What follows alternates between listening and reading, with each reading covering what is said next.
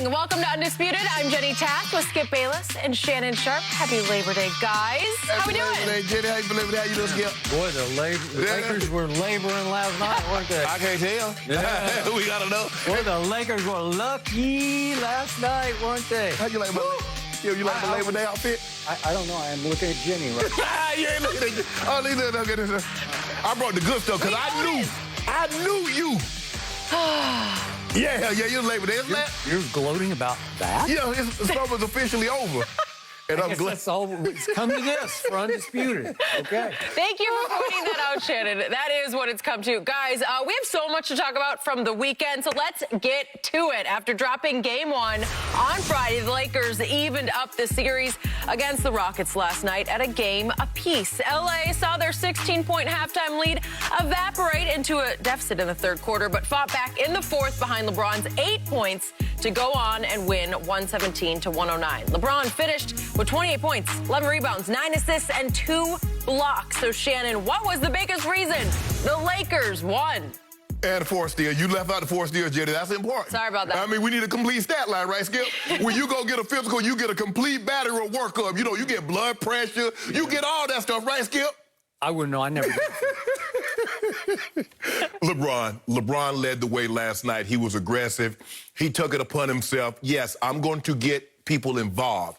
AD, I need you to do your thing, but I'm going to make sure I get myself involved. He was driving to the basket. He realizes, look, I have a decided advantage over whomever is guarding me. Either they're too small or they don't have enough sandbags in their back pocket. They can't weight themselves down, anchor themselves down to keep me from attacking the rim. So he was in attack mode last night. He got a couple of 3 balls to drop, Skip. You know, sometimes it's a blessing and a curse. He watch one of those things fall, and then, you know, he be wanting to heat check. Oh, you actually made an objective point. But I thought he played extremely well last night, Skip. That pace that the Rockets play at, Skip, yeah, they're small. So if they're small, what must they do? They can't get into a whole bunch of half-court sets. They need to get up and down to give themselves an advantage, especially if you have bigs on the court. I think Frank Vogel is learning this is not the series for traditional big men. Dwight Howard and JaVale McGee probably not going to play as much as they would like to play, Skip.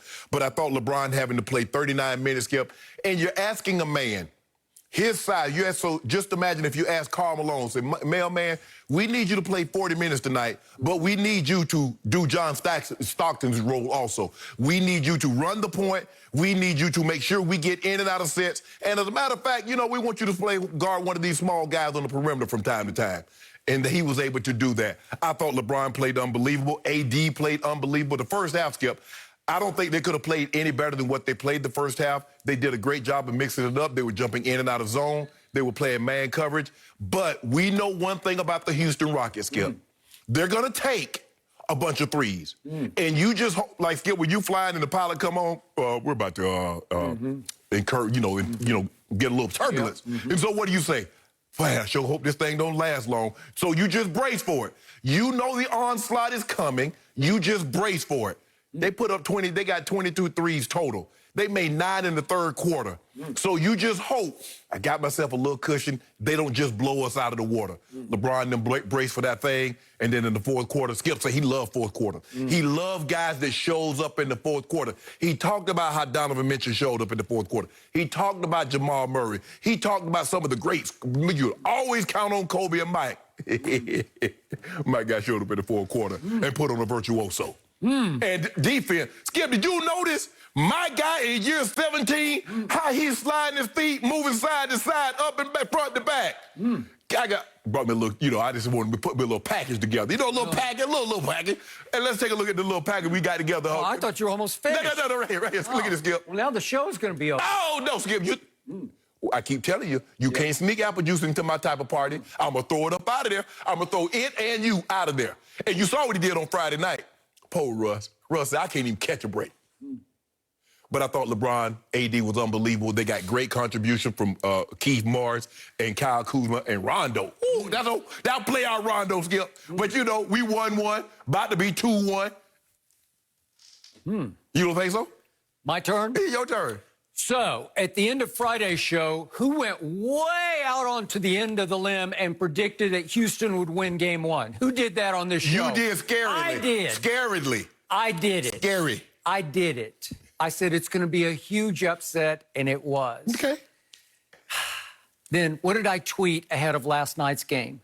The Lakers will win tonight because they had better win tonight. That was a game they almost had to win. No such thing with LeBron on the court. Yeah, we'll see about that. So you said LeBron was unbelievable. Yes. AD was unbelievable. Yes. Friday night, LeBron James in the fourth quarter of a winnable game went 0 for 3. I'm just putting this into context. Okay. He owed his team, and he looked like it at the start of last night's fourth quarter because he had that scared look on his face. He was doing this. Oh, I better attack the basket like I know I have to, and if they foul me, I got to go to the free throw line, and I got to try to make a free throw. Well, that's what he did. You know, and I know he has some trouble with late game free throws, and the later it gets in the fourth quarter, he has a whole lot of trouble. What about last night? Late game. Well, once they're front running on the lead. See, there you go. Well, that's just it. Was it tied? Was it close? No. When he made his 2 free throws in the fourth? They were down to start the fourth, remember? Okay. I said that. Okay. And I'm going to give you 1 plus mark here. Okay. LeBron, to start the fourth, said, I have to attack. And it wasn't like a huge onslaught of attacking. The first play out of the fourth quarter, he just said, I'm going to put my head down and drive this. Right. I tell you again and again and again and again and again and again, he's still the greatest driver of the basketball ever. He can freight train to the basket like nobody can. And he freight trained, and Jeff Green, who had a kind of a disappearing act night last night, usually he's a key factor for them.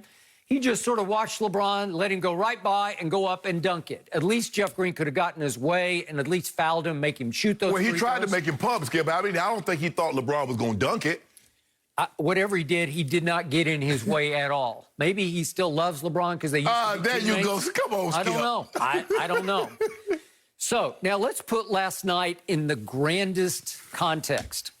The Lakers were down 0-1. And they have an onslaught of an explosion of their own in the first quarter going into the second quarter. And who knew that not Marcus Morris, but Markieff, his twin brother, would hit 4 3-point shots last night? Who knew that? He hit 3 in about 1 minute and 11 seconds. Yeah. And that was the difference that sparked and it just detonated a run that put the Lakers up 42-21. That's a 21-point lead with 10:39 left in the second quarter. And I thought, this is way over. Didn't you think that? No. Oh, I did.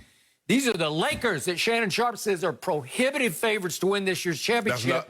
These are the tiny little Rockets, the little miniature Rockets. And I'm thinking, AD's going to get whatever he wants. They got hot hands. I'm thinking this is going to be the blowout of blowouts. And what happened from that moment on until the 3:25 mark of the third quarter? That's only about a quarter and a half of basketball. What happened over that stretch? Would you believe the Rockets won that stretch of the game 64-38? Think about that. Yeah. LeBron, unbelievable. AD, unbelievable. They got wiped off the court for a quarter and a half to the tune of 64-38. I want everybody out there to let that sink in. The Lakers gave up a 64